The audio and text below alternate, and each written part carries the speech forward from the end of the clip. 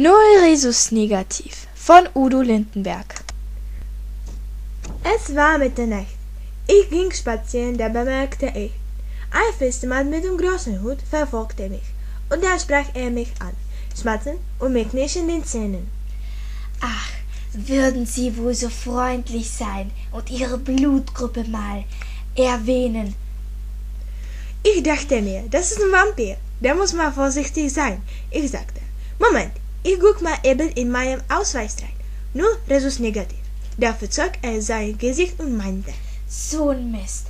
Ausgerechnet diese Sorte vertrage ich nicht. Um ihn zu trösten, lud ich ihn ein auf ein Glas Bier. Doch er meinte, das wäre für ihn kein Pläsier. Es muss schon dieser rote Spezialsaft sein. Es gibt nur ein Getränk. Das finde ich gut und das ist Blut. Wir unterhielten uns noch ganz prima über Klimagott und die Welt und er erzählte mir von seinem Vampirleben und dass es ihm gut gefällt. Er sagt, ich brauch nicht zu malochen, jeden Tag ins Büro zu laufen. Am Tag schlaf ich in meinen Sarg und nachts gehe ich mich besaufen.